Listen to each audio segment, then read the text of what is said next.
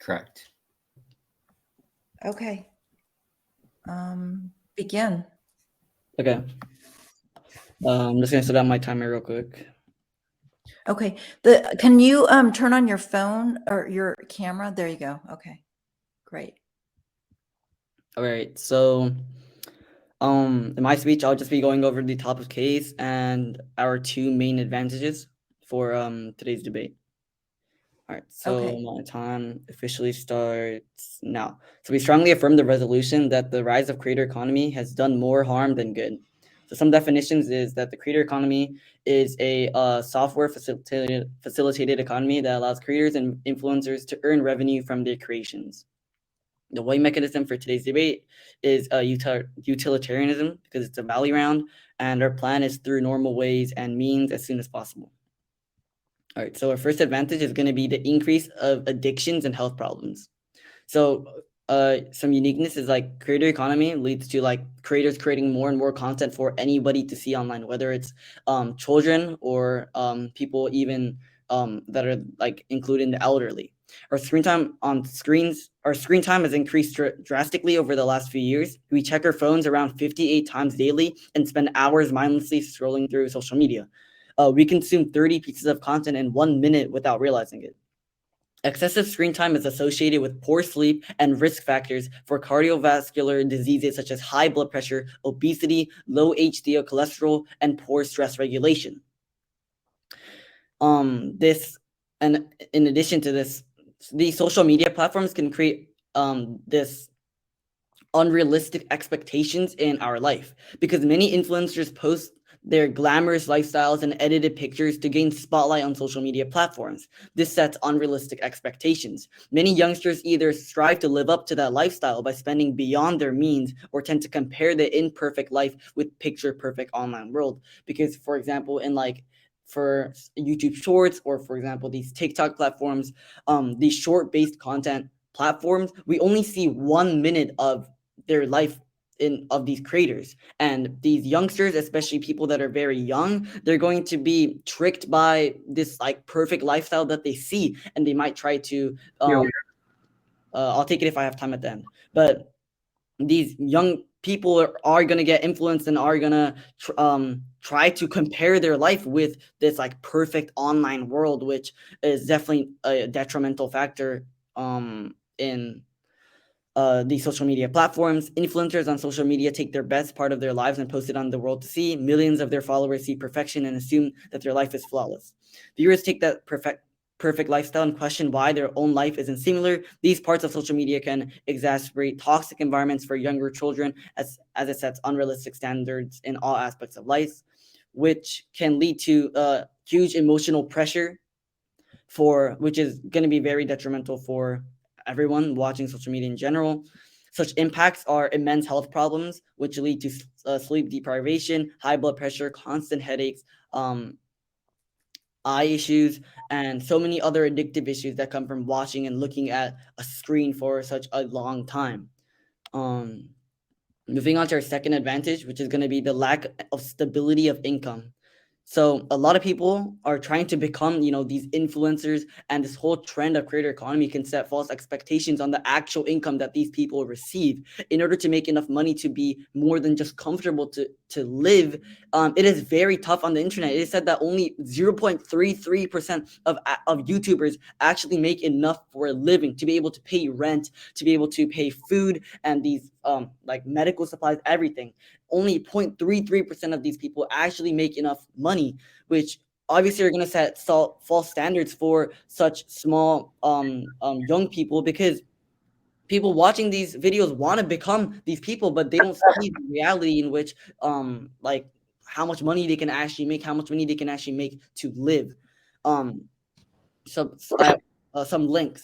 So one is obviously the income stability. The income is solely based on audience attention. One day, one video could absolutely blow up. You could get millions of views, but another video you could barely get any views, and it's the views based on this income is very random, and it's based on the algorithm, and you can't predict how well your business will do, which is why it's very risky. Number two, it's dependent on platform service. It's hard to build a platform nowadays because there's so much competition in our world with millions of people making the same content.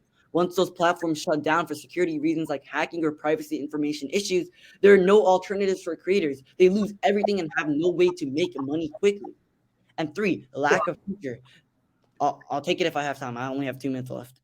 Number 3, lack of future. There are definitely skills acquired from working in the creator economy. However, it is impossible to gain professional knowledge in a specific field. Once creator economy fails, then there are no alternatives for them. There's no contribution to the economy specifically in our society. So many people are just making videos and aren't really helping the economy to develop. Since the creator economy is at its boom, it is so tempting for many influencers, including young teenagers with no real life experience, to just hop on the trend and try to do it. However, since the economy doesn't guarantee a definite future, at its fall, we would see so many people with unemployed. We would see so many unemployed people with no experiences, which may lead to an extreme recession in our economy. So, just going over what we said. So, in our first advantage, we've talked about the increase of these addictions and these health problems through large amounts of screen time, which leads to poor sleep, cardiovascular diseases, and how it sets unrealistic expectations for these young people that they try to live up to, which these people will, try to compare their imperfect life with this online like perfect world that these influencers basically try to show, which leads to immense emotional pressure for these young children. And overall, we can just see so many negative impacts that comes from creator economy in general. And our second advantage, we talked about this lack stability of income and how, once again, it sets a false expectation on people of how much money they can actually receive, as only 0.33% of YouTubers or influencers make enough money for a living. And once, these people try to hop on the trend and try to, make content, they begin to realize that, this is not realistic. You can't actually make enough money to make a living off it. And this is one of our links that we chose, that we used about, for example, like lack of future, like once this creator economy fails, there's no alternatives for them because a lot of people tend to shut down such things for creator economy. And I have 3 seconds left, so I strongly vote for the affirmative. All right. Thank you very much. Guys, are you ready? If Yes. you need a second, let me know. No, I am ready. Thank you. Okay, cool. Quick off-time roadmap. Hello, Judge. My name is Ayush Parikh. I'm the first and third speaker debating on the negation side of the topic. The rise of the creator economy has done more harm than good.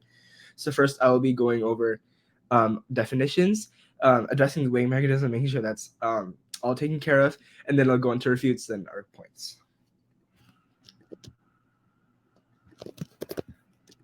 Okay, I'm ready to begin.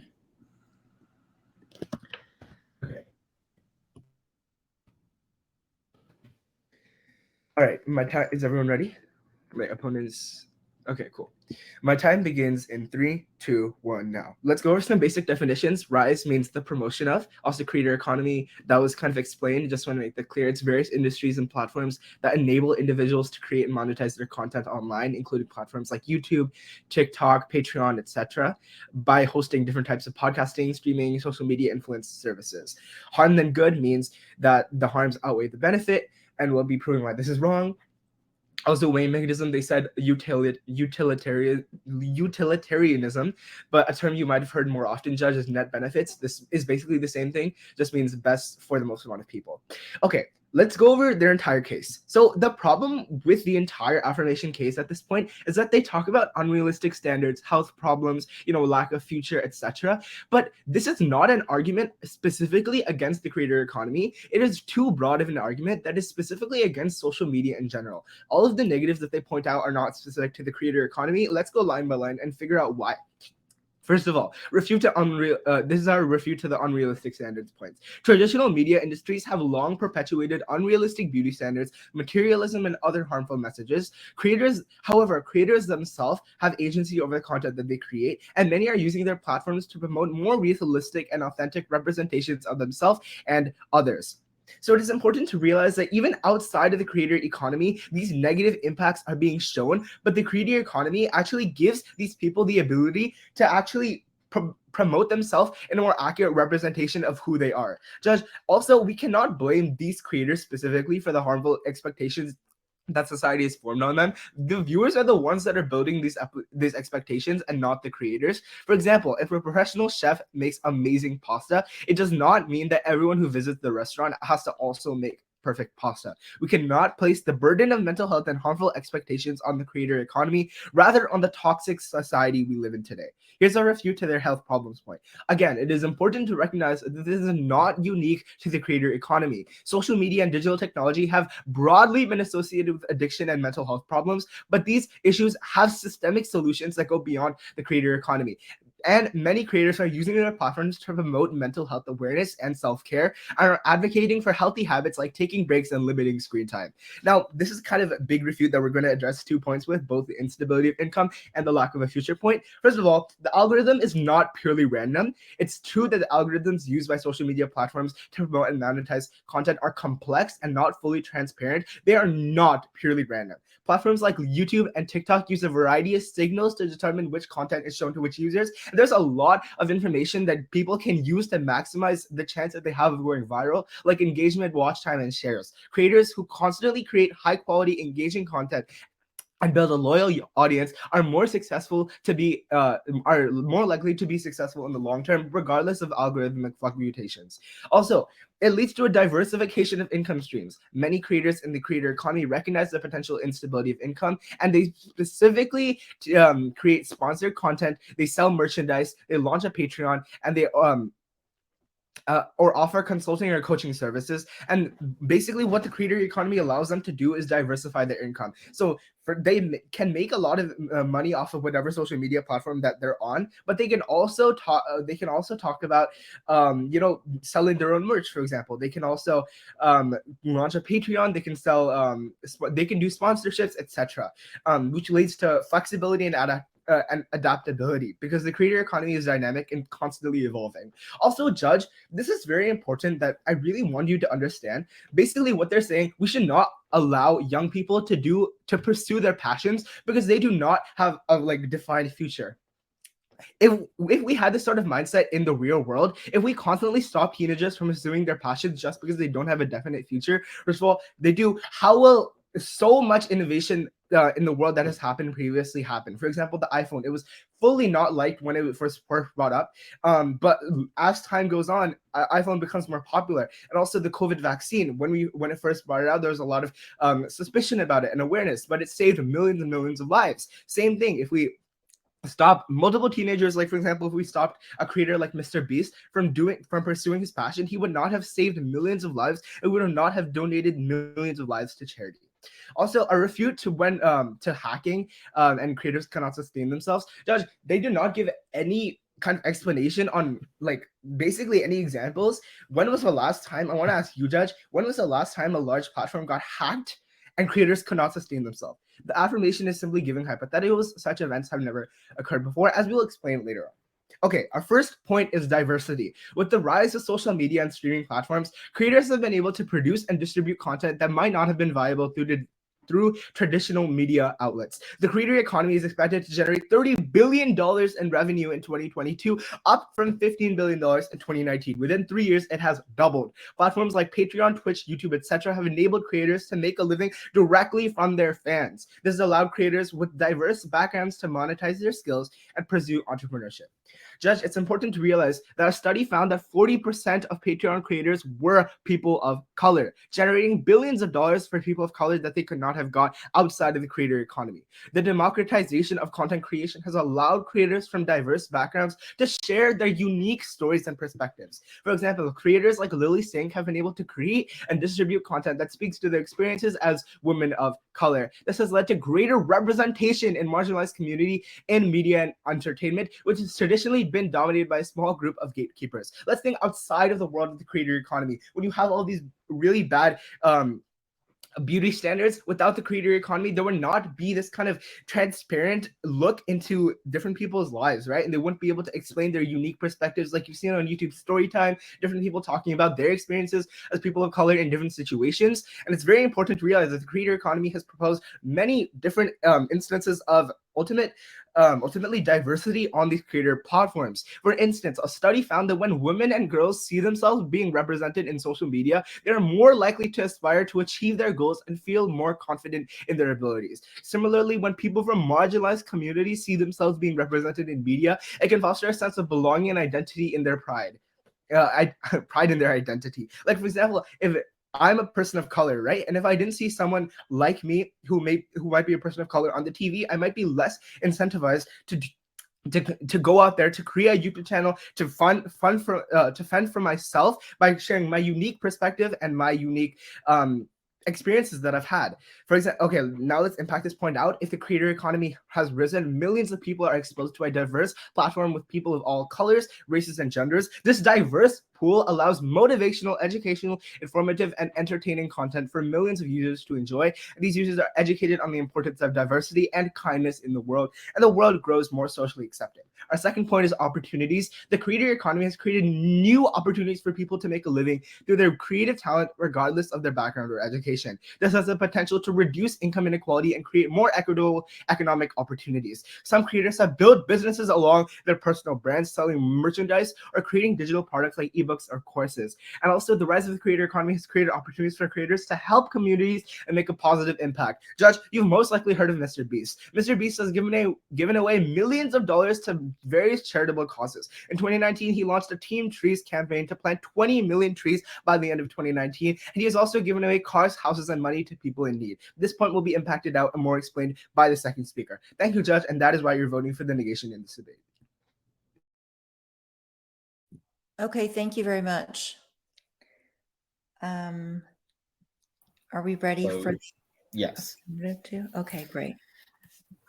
Just before I start my speech, my name is Hyunchan An from the affirmative. Second speaker, I'll be going over our case first and then moving on to their two disadvantages, which I believe were the money representation and opportunity.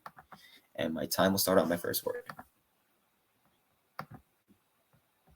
We strongly affirm under resolution that the rise of the creator economy has done more harm than good. And we've presented you with two main arguments. Number one is that the creator economy increases addictions and health problems. And number two, that because is that the creator economy lacks instability of income. The first advantage, we talked about how, in general, what kind of problems the creator economies are directly creating. Screen time addiction, false information being delivered, a misuse of productive time, and mental issues such as depressions were all discussed. And they talked about how the entire case of ours was all related to the SNS, the social networking service. And they talked about how these are only problems specifically to the SNS. Well, that's the whole point of the argument, because the creator economy is developed based on the social networking service and those platforms. All the problems that come from the SNS are directly the problems from the creator economy. Just because these are problems that are excluded the SNS doesn't mean that it is an issue that shouldn't be talked about in this debate at all. It is exactly why we should be talking about those issues, because the creator economy, again, builds upon the basis of SNS. With that established, we want to talk about their specific reputations. They talked about how they talked about how the health issues, for example, were not exclusive to the SNS. And even so, there are ways to help prevent those issues. Well, again, creator economy is based on the SNS, so all the health issues that come from the SNS are definitely exclusive to the creator economy. And on top of that, these ways that are supposed to help prevent issues such as addiction don't seem to really be working. The statistics we've shown you, yes? Instead of specific like bad beauty standards, hasn't the creator economy allowed different people from different backgrounds to share their unique experiences? Right, but that's not what I'm trying to talk about here. What I'm trying to talk about is that there are actually bad benefits. For example, we have seen an increase in screen time, right? We've seen how we've shown you how there has been a drastic increase in screen time, and we've shown you how we check our phones over 58 times a day, which is totally unnecessary. And these issues aren't actually really talked about from the opposition. No, thank you. They simply talked about how, these can be prevented with those so-called resting time in between long uses of phone, but that doesn't really happen, right? We see students being heavily addicted onto these smartphone devices, spending most of their time on SNS even when they have work to do and not being productive with their time at all. The second part we talked about how is the glamorous lives, or sorry, the second part we talked about is how the algorithms are really the algorithms for the second part. For the first part, one more thing is that they talked about how creators have agency over their content. Unrealistic expectations should be put to the viewers. And the problem is that obviously, yes, influencers post the glamorous moments of their lives, and what that leads to is that the viewers who only see a short moment of their lives think that that's this beauty standard, or that's the standard that they should be aspiring for, which isn't the case, right? And what then happens is they have mental illnesses, such as comparing themselves with someone else's too much, or having depression because they think that they're failing in life in general when they aren't really doing so. And so all these health issues from SNS, yes, those are exactly the ones we want to talk about right now, and that how creator economy is in fact promoting those issues to become more of a problem without having the viewers realizing it and thinking that's simply the social norm. The second part we want to talk about is lack of stability of income. First of all, we talked about how income stability is a huge issue. The income is solely based on the audience's attention. The problem is that the algorithm is a major reason of marketing any of the contents created by the influencers. We talked about how the algorithm is random, how it cannot be predictable. And somehow they talked about how the algorithm is not random. They stated that it's just not transparent, but there's definitely something behind it. Well, the affirmative doesn't really see the difference of being random and being not transparent. No, thank you. What is the system is the prime question we have here. No one seems to be able to explain how exactly it works. No one seems to be explain which kind of contents are going to be more promoted, and no one seems to explain the actual way of how this algorithm works. But just because they say it's not transparent doesn't mean it becomes not random. It's still random because we can't explain it, because we can't see what's behind it. That's totally why we're arguing that it's random, and it's only beneficial for the few people who are selected, which isn't a really reliable way of creating another economy on top of it. And besides of that, experts do agree on the fact that randomness is definitely a factor of algorithm. Another thing they talked about is how the Mr. Beast is doing so great, how it's helping people so much. Well, first of all, Mr. Beast, like we said, is a really small example. They're saying that how Mr. Beast is making so much money, it's actually a really stable way. But the problem is that Mr. Beast is only a very specific problem. And we talked about how, yes, 0.33% of YouTubers are actually making enough money, but that's it. It's not even 1%. And Mr. Beast falls into that 0.33%. So just because you bring up with an example that falls within that small portion of the people in that work in the creator economy doesn't mean that it's a legitimate reasoning for how the creator economy is such stable. And they talked about how we can't deter youngsters to pursue their own dreams, and innovation can't be stopped. They talked about, for 3 examples, they talked about how iPhones and COVID vaccines. Well, first of all, creating a machine, creating something that is technological is totally something different and something totally what not the creator economy is doing. And 2, the COVID vaccines are definitely already a field where it's an invention where the field is already developed. It's something medical. It's something with technology. It's directly related. And the second example they brought up was the Mr. Beast. Again, Mr. Beast is a small example. And if Mr. Beast is doing so well, then why are we not regarding those big actual legal organizations such as the UN, the UNICEF, and the WHO, and all the other organizations that are working on a much bigger scale? If promoting those services is such important, shouldn't we be focusing more on the legal organizations that already exist? Their argument that how these entrepreneurs can help people isn't really exclusive to the case. Moving on to their part, they talked about how creators are making off a living of Patreon and OnlyFans. First of all, an example is that only a small portion are able to do so, and some are only for OnlyFans. And they don't actually create meaningful content. So we want to talk about how they're basically posting pornography in a more structural way to make money. It's not really a meaningful content creation so that they can have a very meaningful. They talked a lot about representation. And good, we love representation, and it's great that the SNS can do the job. However, we're arguing that this can't be an actual career. Simply talking behind the camera and talking about yourself can't be an actual job for you to move on to the future, since it does not guarantee you any actual life experience. Finally, moving on to the second argument, they talked about the opportunity itself. They talked how, regardless of background, anyone can rise.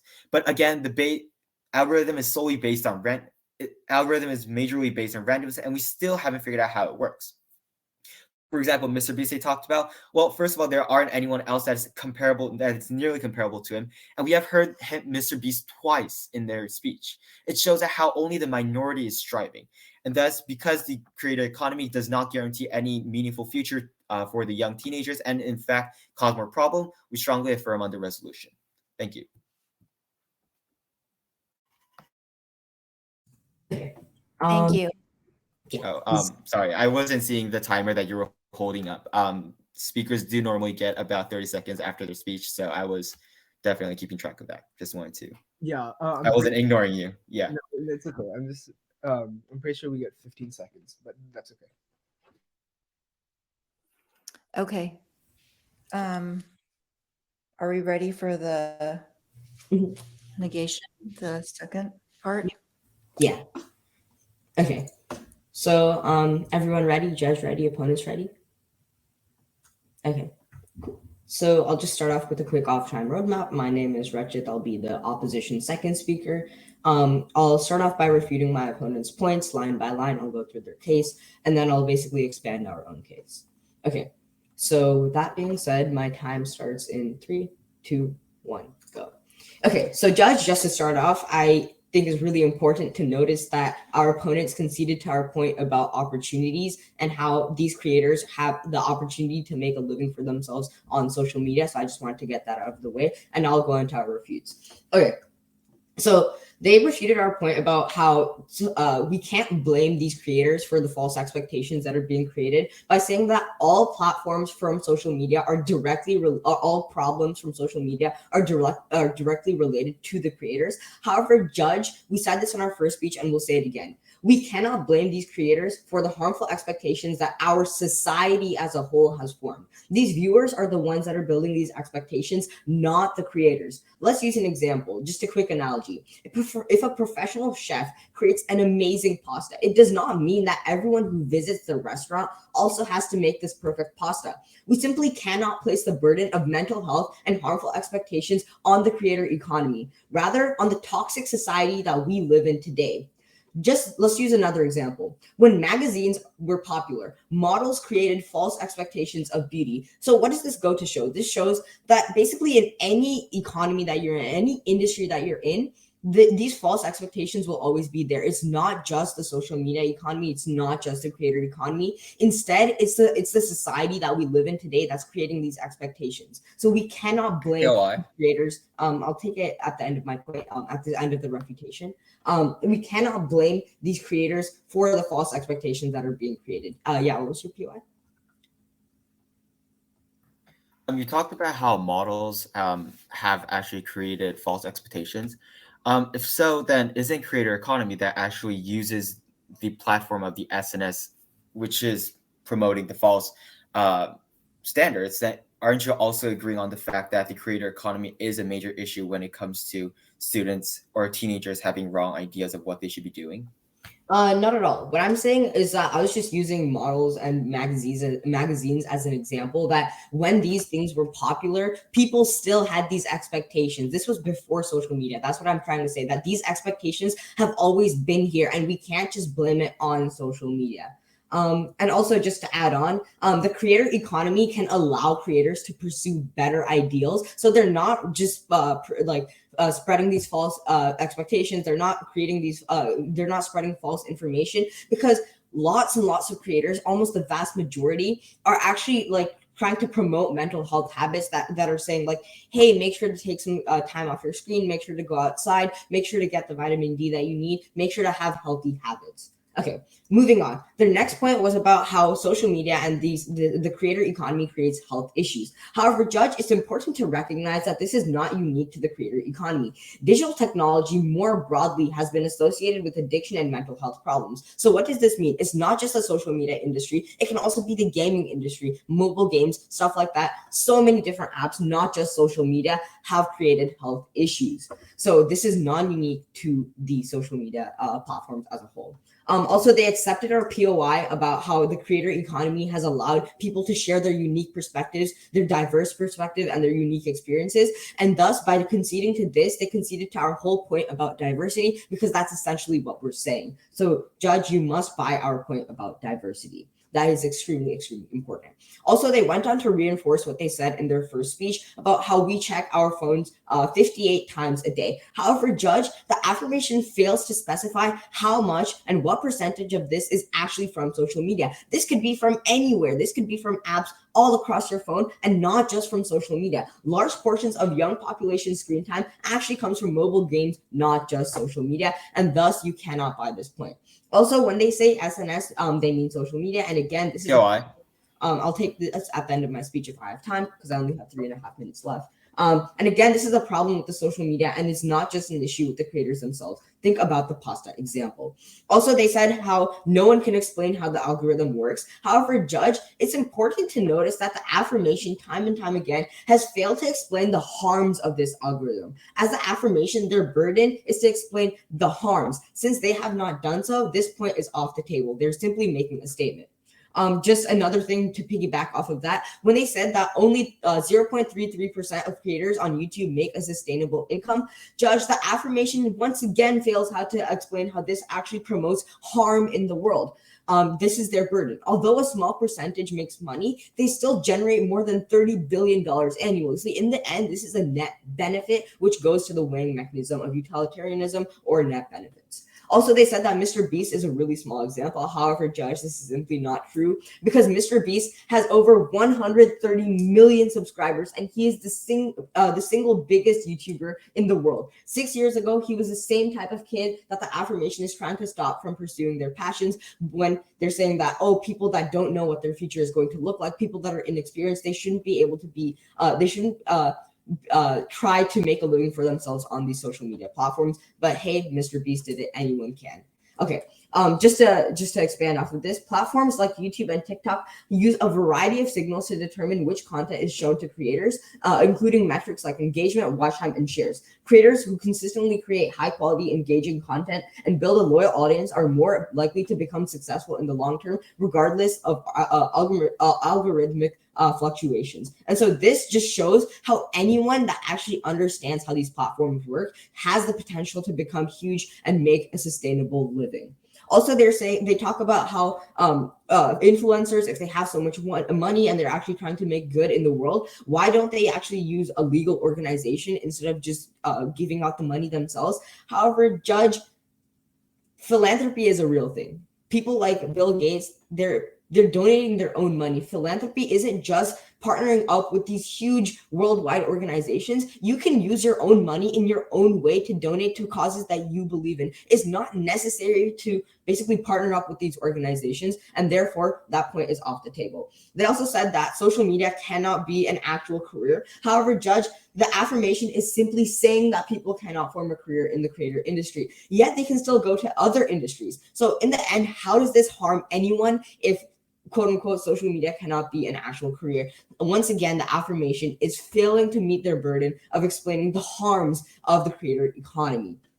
Also, once again, I'd just like to point out that they conceded our whole opportunities for people of color's point. The creator economy is generated to expect $30 billion in 2022. They also conceded to that.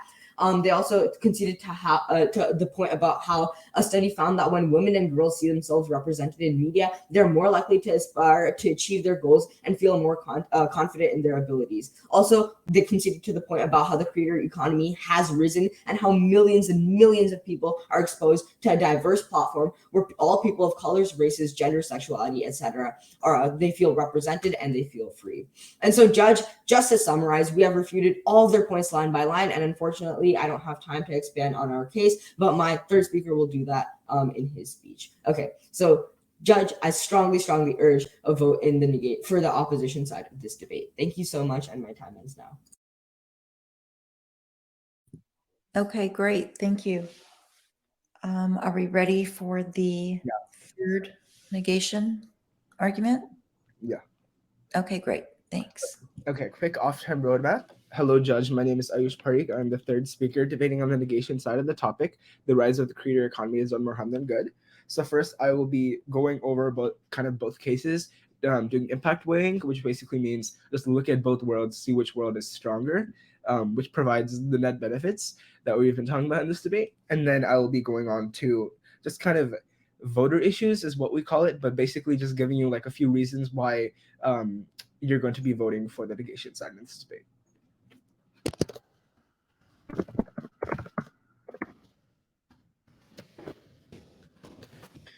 Okay.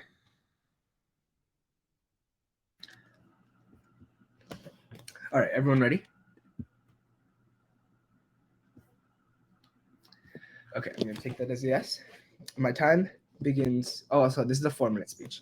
My time begins in 3, 2, 1 now. As a negation team, we firmly believe that the creator economy has brought out a wave of diversity and opportunities that have far outweighed any negative effects they could have. In this speech, we will be heavily weighing the impact of our case against the affirmative team's arguments and providing a warrant for all of our points. Firstly, let us address the affirmations team's arguments. They claim that the creator economy has led to health issues, unrealistic standards, and instability of income. We must ask ourselves which side provides the greater net benefit to society. On the issue of health issues, it may sometimes be true that spending too much time on social media may be detrimental to one's health, but the negative team has failed to acknowledge the positive impact that creators have had on these people's mental health.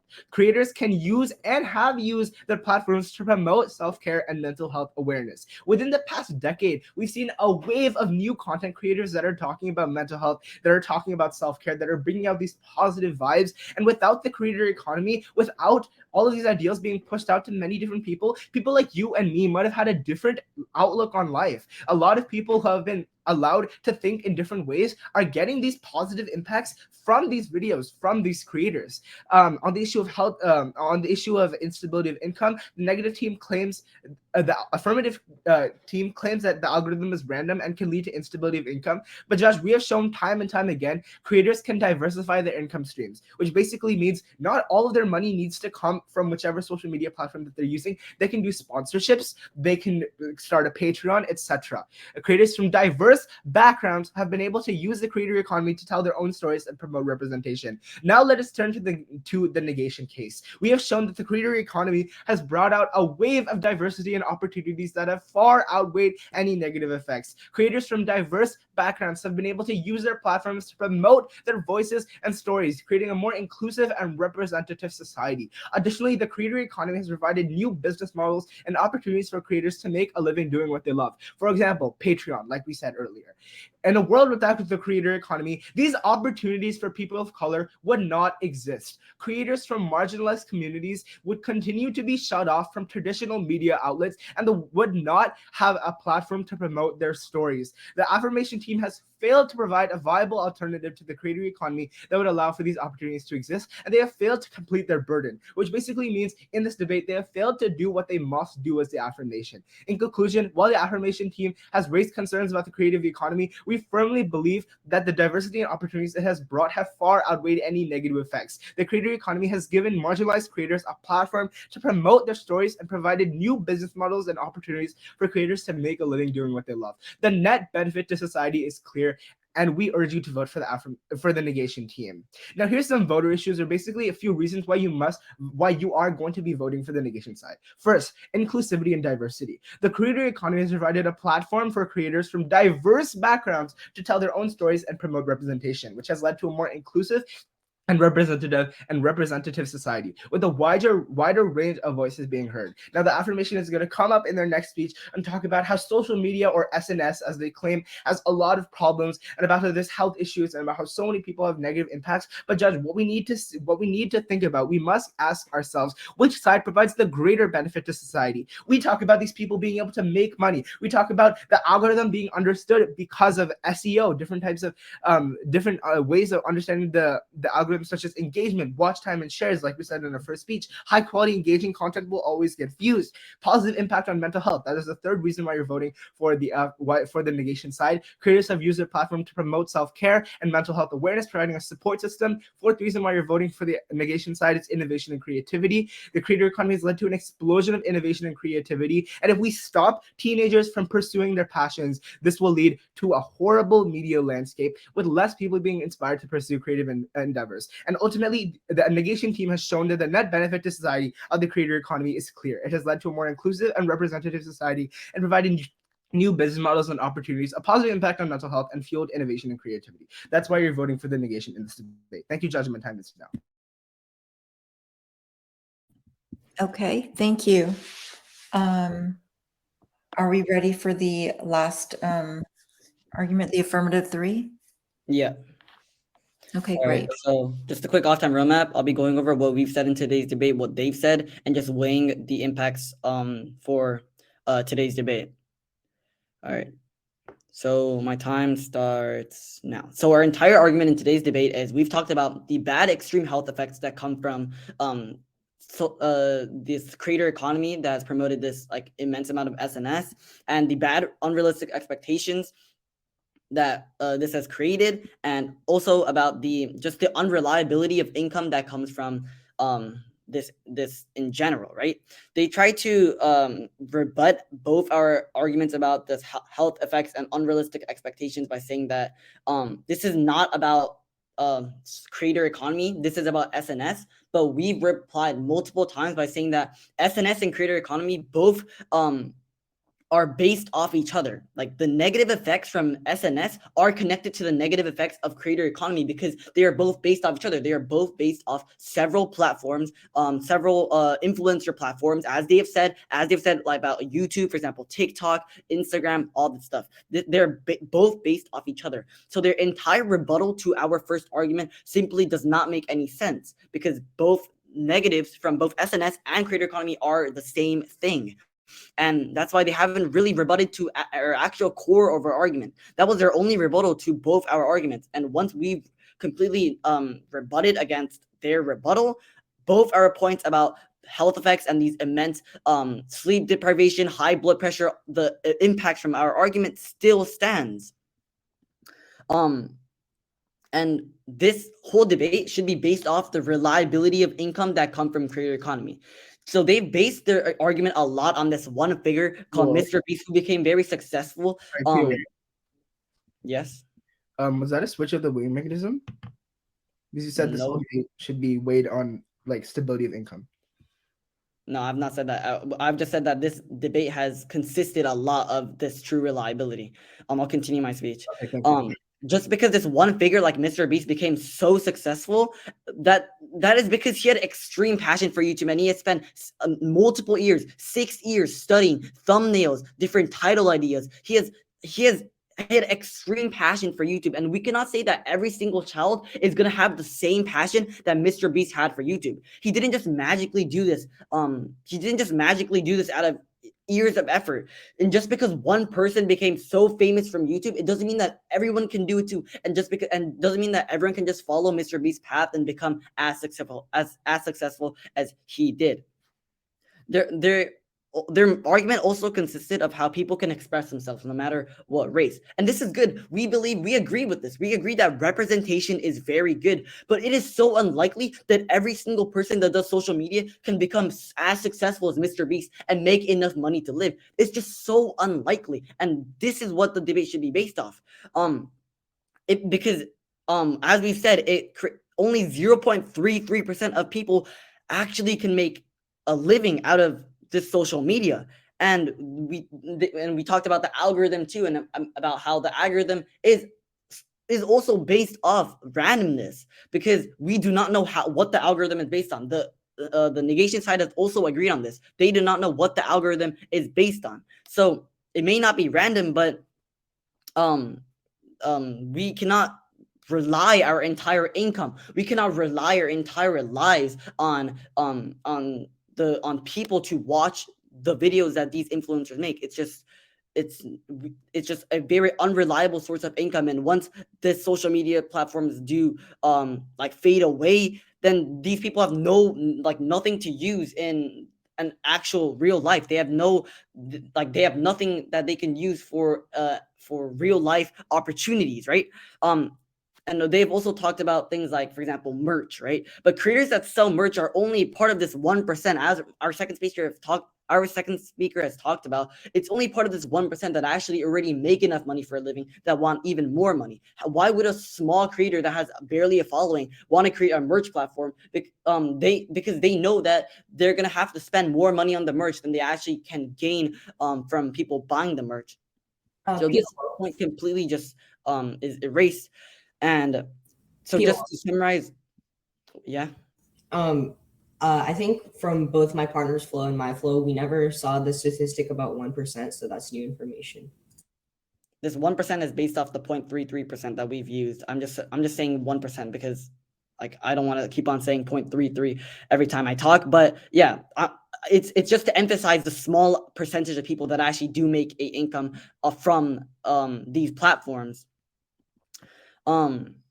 So to just summarize everything that we've said, we've talked about the immense bad health effects that come from creator economy, the bad unrealistic expectations that come from this, and we've rebutted to their rebuttal by saying that that they've said about how it's two different things, but we've talked about how they're both relied on each other and they're both based off each other. So our case completely still stands, and that is why I strongly urge for vote for the affirmative. Okay, thank you. So